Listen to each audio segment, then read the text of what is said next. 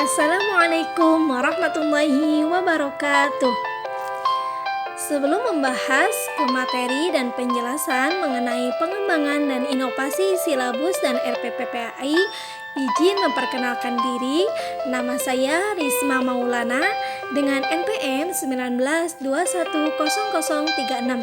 dari Prodi PAI semester 6, mata kuliah pengembangan dan inovasi kurikulum. Di sini saya akan membahas materi dengan judul pengembangan dan inovasi silabus dan RPP PAI. Nah, terdapat 5 subbahasan materi yang akan dibahas, yakni pertama, karakteristik silabus dan RPP PAI, kedua, dasar filosofis pengembangan dan inovasi materi PAI, ketiga, tujuan pengembangan dan inovasi silabus dan RPP PAI, keempat, langkah-langkah pengembangan dan inovasi silabus dan RPP PAI, dan kelima, yakni mengenai contoh-contoh hasil pengembangan dan inovasi silabus dan RPP PAI dalam pendidikan era Society 5.0. Langsung saja kepada bahasan materi yang pertama. Bahasan materi yang pertama yakni mengenai karakteristik silabus dan RPP PAI. Nah, yang pertama mengenai karakteristik silabus. Nah, yakni terdiri dari pertama, sebagai acuan pengembangan RPP, kedua, adanya identitas mata pelajaran atau tema pelajaran, SKKD, materi, kegiatan pembelajaran, indikator pencapaian kompetensi, penilaian, alokasi waktu, dan sumber belajar. Ketiga, dikembangkan oleh satuan pendidikan berdasarkan SI dan SKL serta panduan penyusunan KTSP atau kurikulum 2013. Lalu yang keempat, bersifat ilmiah, relevan, sistematis, konsisten, dan memadai. Lalu yang kelima, aktual dan konseptual. Dan yang keenam, fleksibel, menyeluruh, dan desentralistik. Lalu yang kedua, yakni mengenai karakteristik daripada RPP, yaitu terdiri dari pertama, RPP itu lebih terperinci dibanding silabus. Nah, karena RPP di sini adalah pengembangan atau perincian daripada silabus itu sendiri. Lalu yang kedua, menggambarkan prosedur dan pengorganisasian pembelajaran. Ketiga, penjabaran dari silabus. Dan keempat, lingkup RPP itu paling luas, mencangkup satu kompetensi dasar, satu atau beberapa indikator untuk satu pertemuan atau lebih. Lalu yang kedua mengenai dasar filosofis pengembangan dan inovasi materi PAI. Nah, kata filsafat itu berasal dari bahasa Yunani. Kata ini berasal dari kata filosofia yang berarti cinta pengetahuan. Nah, terdiri dari kata philos yang berarti cinta, senang, dan suka, serta kata sophia yang berarti pengetahuan, hikmah, dan kebijaksanaan. Nah, Hasan Sadili menyatakan bahwa filsafat menurut asal katanya adalah cinta akan kebenaran. Nah, dengan demikian dapat ditarik pengertian bahwa filsafat adalah cinta pada ilmu pengetahuan atau kebenaran, suka kepada hikmah dan kebijaksanaan. Nah, jadi orang yang berfilsafat itu adalah orang yang mencintai kebenaran, berilmu pengetahuan, serta ahli hikmah dan bijaksana. Nah, kebenaran filsafat ini adalah kebenaran yang relatif.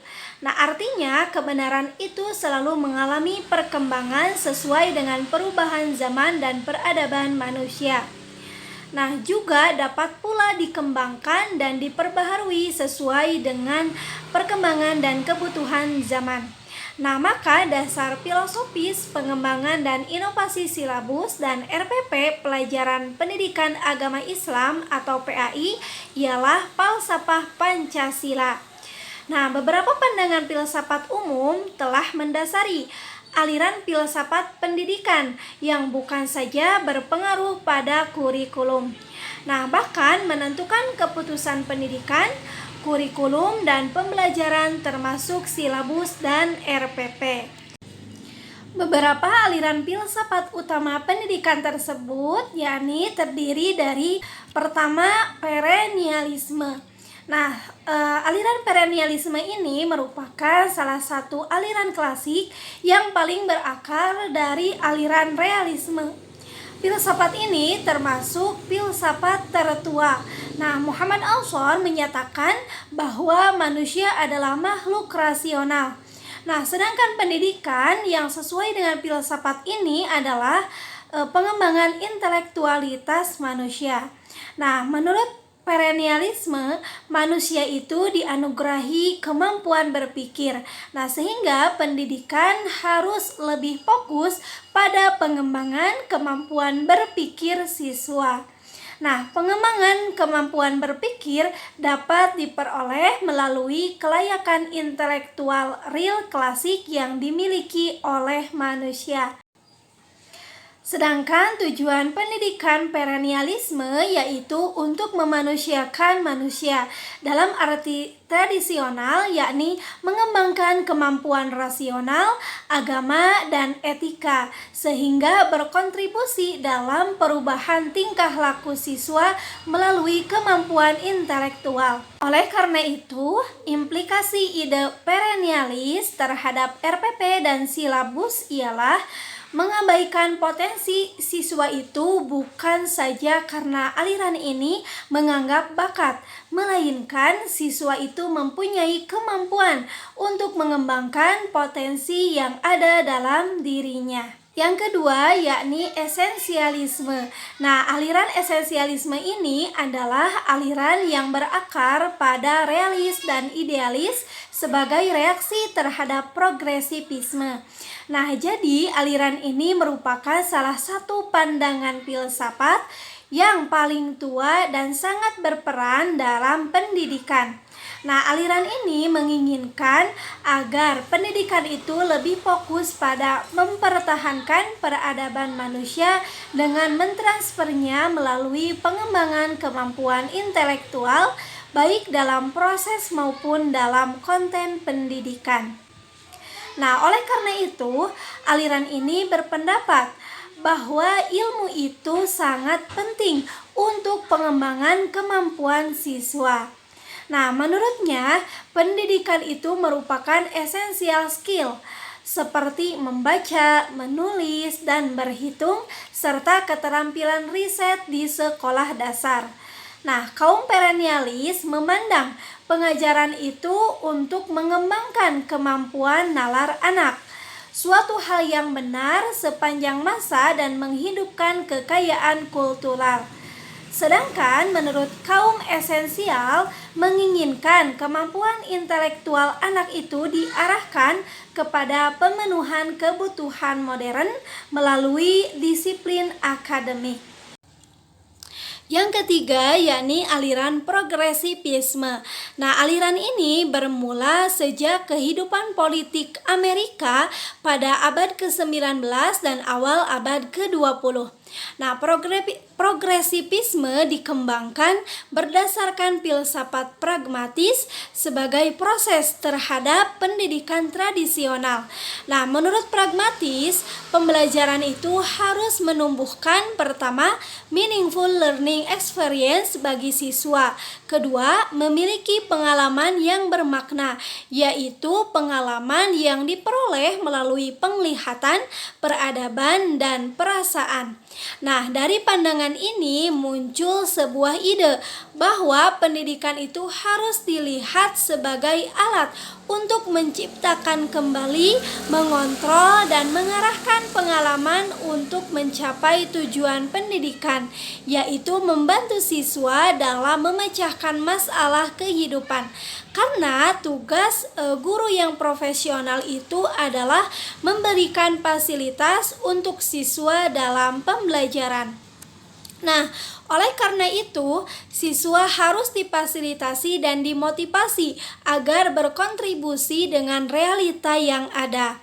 Nah, kurikulum yang ada pada progresivisme lebih mengutamakan proses daripada produk.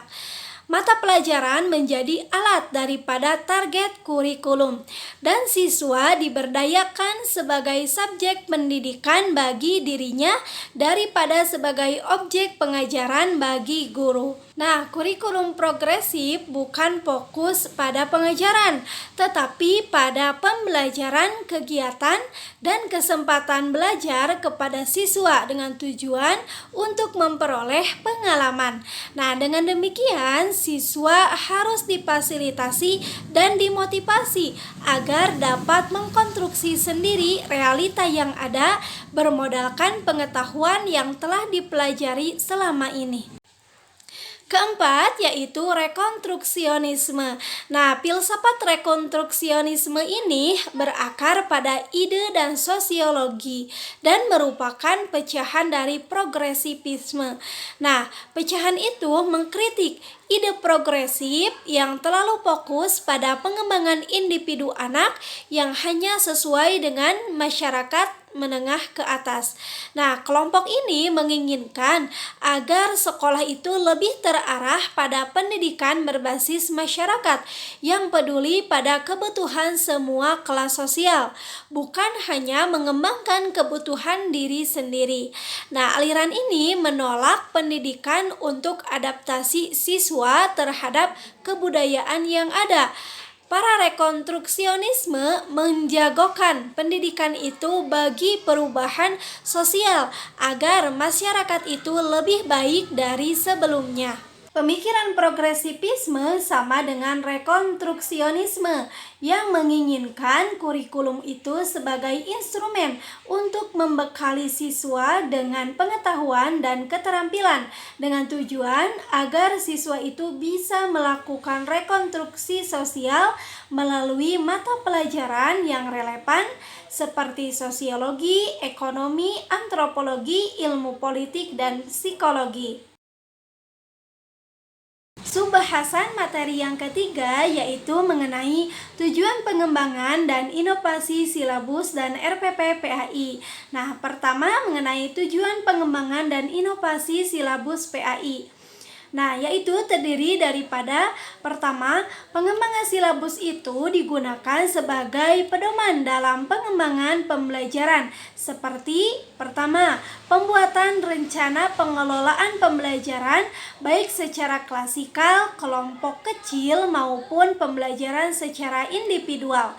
Dua, penyusunan materi ajar. Ketiga, pengembangan sistem penilaian dalam pelaksanaan pembelajaran berbasis kompetensi, yaitu sistem penilaian yang selalu mengacu kepada standar kompetensi, kompetensi dasar, dan indikator pembelajaran yang terdapat di dalam silabus. Lalu tujuan kedua yakni pengembangan silabus itu nantinya akan dijadikan sebagai sumber pokok dalam penyusunan rencana pembelajaran, baik itu rencana pembelajaran untuk satu standar kompetensi maupun satu kompetensi dasar.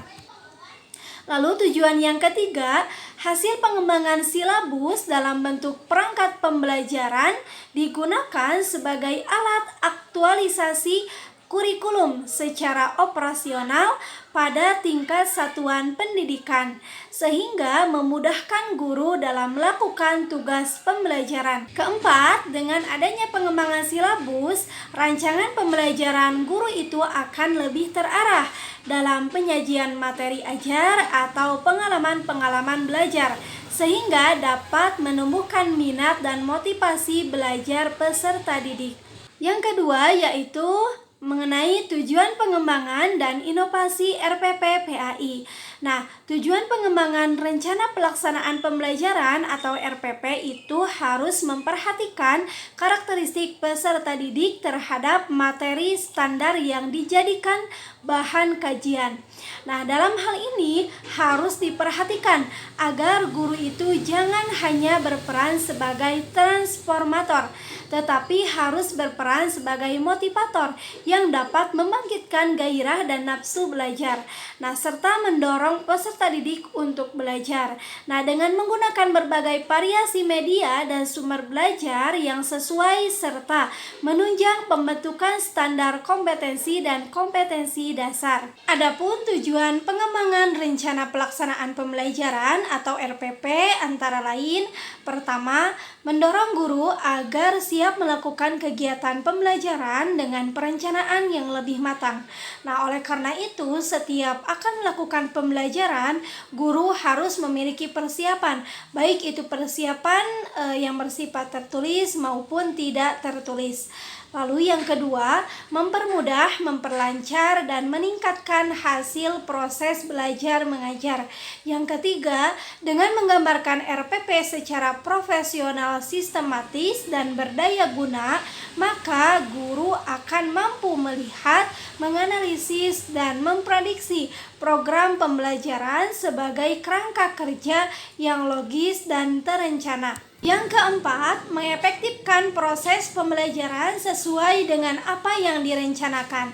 Nah, dalam hal ini, materi standar yang dikembangkan dan dijadikan bahan kajian oleh peserta didik harus disesuaikan dengan kebutuhan dan kemampuannya, mengandung nilai fungsional, praktis, serta disesuaikan dengan kondisi dan kebutuhan lingkungan, sekolah, serta daerah.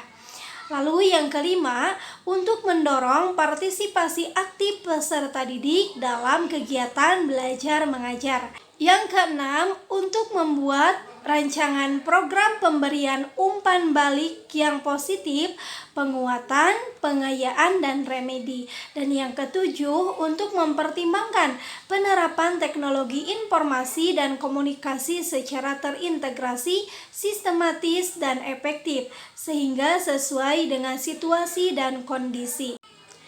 Dari beberapa uraian tadi yang telah saya paparkan, dapat dipahami bahwa pengembangan RPP itu menuntut pemikiran, pengambilan keputusan, dan pertimbangan guru, serta memerlukan usaha intelektual, pengetahuan teoritik, pengalaman yang ditunjang oleh sejumlah aktivitas seperti meramalkan, mempertimbangkan, menata, dan memvisualisasikan. Guru yang profesional harus mampu mengembangkan RPP yang baik, logis, dan sistematis. Nah, karena di samping untuk melaksanakan pembelajaran, RPP itu juga dapat mengembangkan profesional accountability, sehingga guru dapat mempertanggungjawabkan apa yang dilakukannya. Pembahasan materi yang selanjutnya yang keempat, yakni mengenai langkah-langkah pengembangan dan inovasi silabus dan RPP PAI. Nah, pertama mengenai langkah-langkah dalam pengembangan dan inovasi silabus PAI, yaitu pertama, mengkaji standar kompetensi dan kompetensi dasar. Kedua, mengidentifikasi materi pokok atau pembelajaran. Ketiga, mengembangkan kegiatan pembelajaran. Keempat, merumuskan indikator. Kelima, penentuan jenis penilaian. Keenam, menentukan alokasi waktu. Dan ketujuh, menentukan sumber belajar.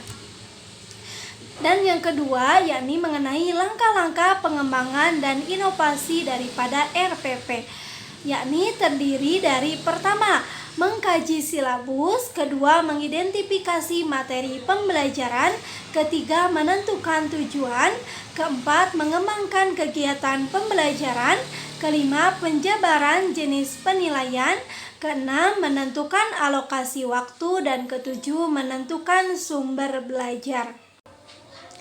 Dan subbahasan materi yang terakhir, yaitu yang kelima, mengenai contoh-contoh hasil pengembangan dan inovasi silabus dan RPP PAI dalam pendidikan era Society 5.0. Nah, yang pertama yaitu mengenai contoh hasil pengembangan dan inovasi silabus dalam pendidikan era Society 5.0. Nah, di sini saya memberikan contoh pengembangan dan inovasi silabus dari yang berbasis KTSP atau kurikulum tingkat satuan pendidikan dengan silabus yang berbasis kurikulum 2013. Nah, yang pertama, contoh format silabus yang berbasis KTSP. Bisa dilihat di layar. Dan yang kedua, mengenai contoh format silabus yang berbasis kurikulum 2013. Bisa dilihat juga di layar. Dan yang kedua, mengenai contoh dari hasil pengembangan dan inovasi RPP dalam pendidikan era Society 5.0. Yang pertama, contoh format dari RPP yang berbasis KTSP bisa dilihat di layar. Dan yang kedua, mengenai contoh format dari RPP yang berbasis kurikulum 2013. Bisa dilihat juga di layar. Alhamdulillah, materi dari awal sampai akhir sudah disampaikan. Mohon maaf apabila ada kesalahan. Semoga bermanfaat. Wassalamualaikum warahmatullahi wabarakatuh.